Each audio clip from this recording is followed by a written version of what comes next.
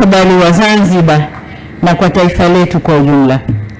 Kwa umuhimu wa tukio hili, nitumie nafasi hii kushukuru kwa dhati uongozi wa Chama cha Mapinduzi na chama cha ACT Wazalendo kwa kukubali kufanya mazungumzo na maridhiano, kwa kutanguliza maslahi ya taifa badala ya maslahi ya vyama au watu binafsi.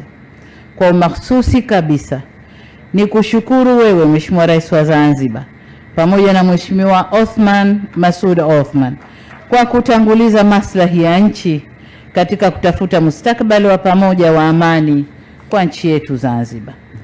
Waheshimiwa, kiona vinaelea vimeundwa.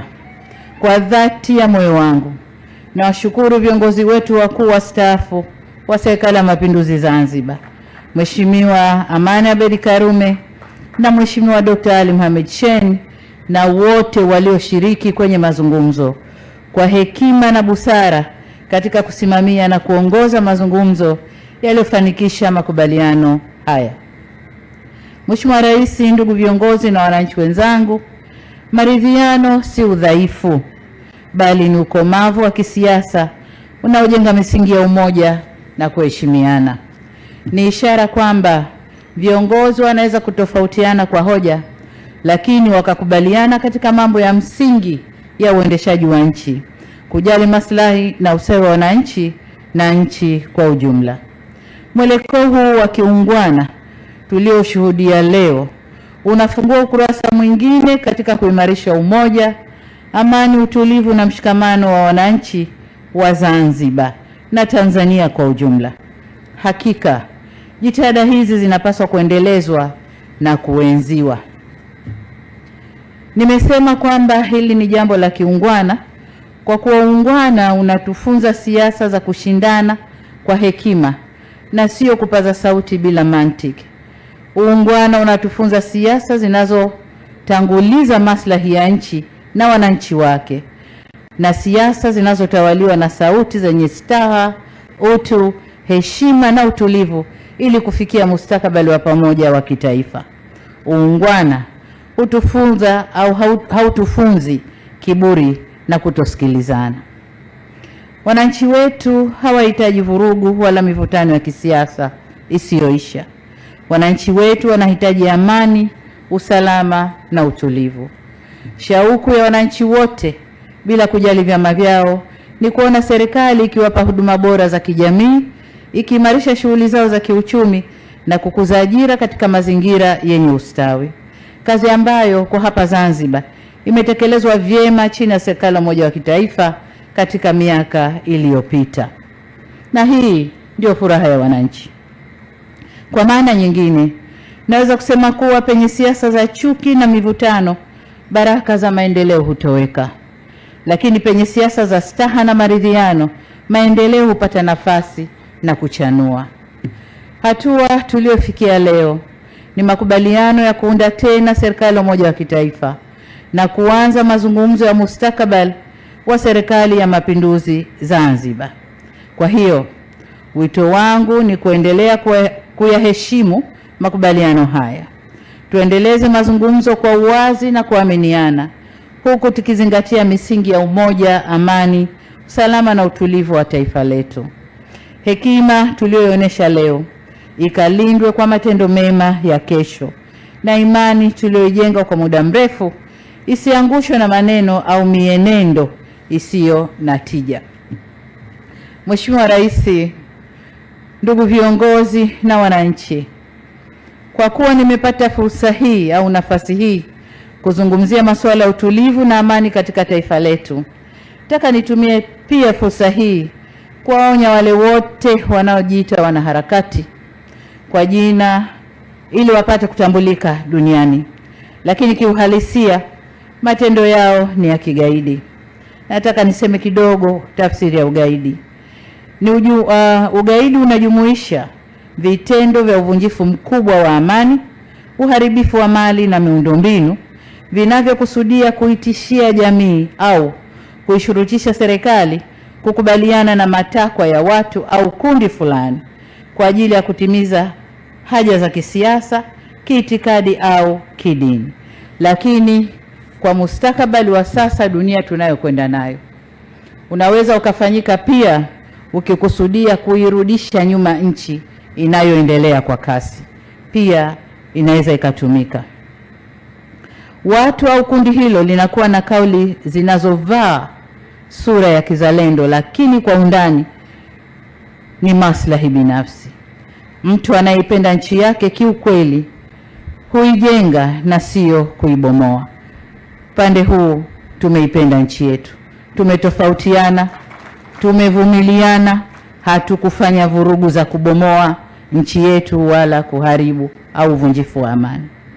Na wasihi wa Tanzania, tushikamane kwa ajili ya maendeleo ya taifa letu na sio kulifanya taifa kuwa duni kwa matakwa ya watu binafsi ambao maisha yao huko waliko na hata hapa nchini yanategemea malipo yatokanayo na kufanya vurugu au kuivuruga nchi yao kwa maslahi ya wengine.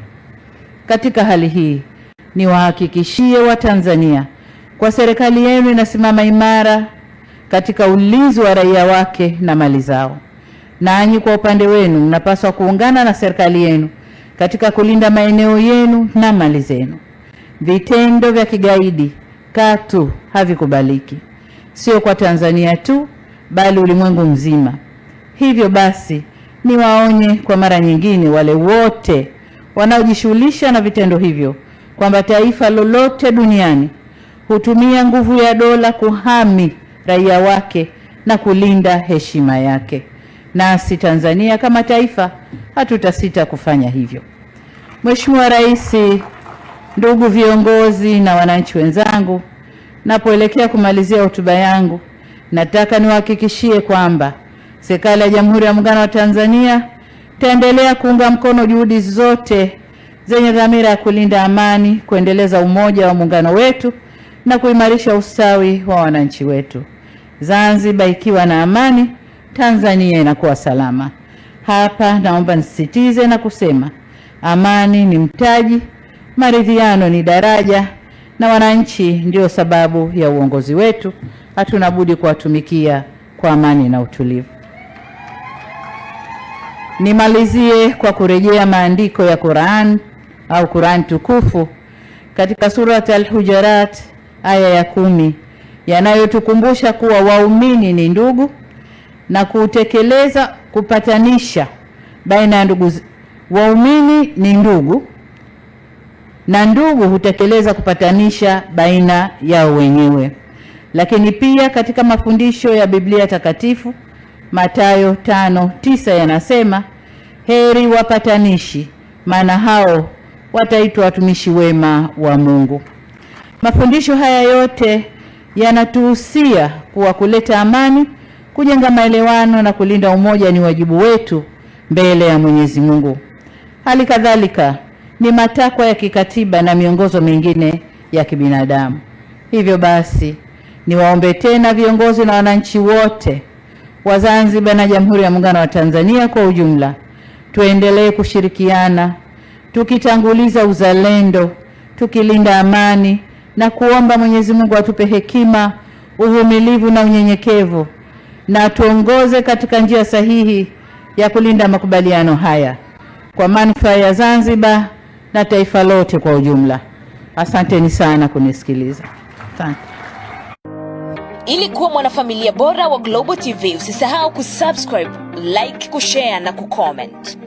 Baada ya kusubscribe, bonyeza alama ya kengele ili kupata taarifa kwa kila video inayopanda Global TV Online. Rafiki yangu Jeni, mambo? Afu siku hizi nakuona huna furaha kabisa toka umemaliza hicho kidato cha 4. Shida ni nini rafiki yangu?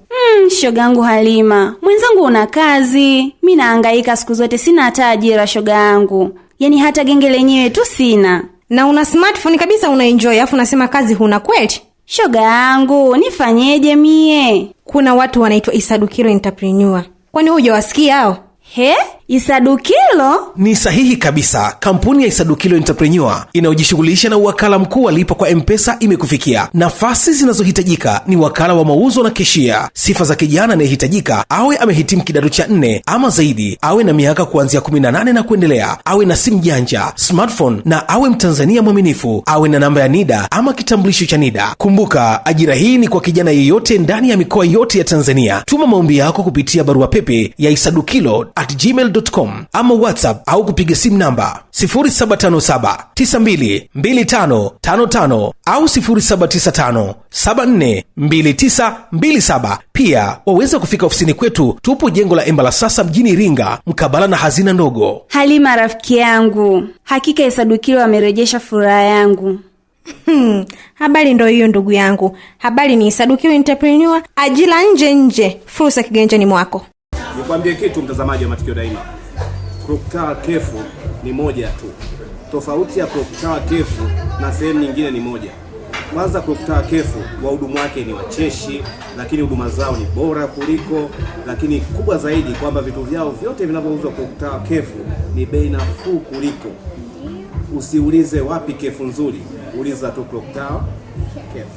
Clock Tower Cave. Tupo jirani na mnara wa saa katikati ya mji wa Iringa. Tupo wazi kuanzia Jumatatu hadi Jumapili. Tupigie simu namba 0677220022 au 0657366667.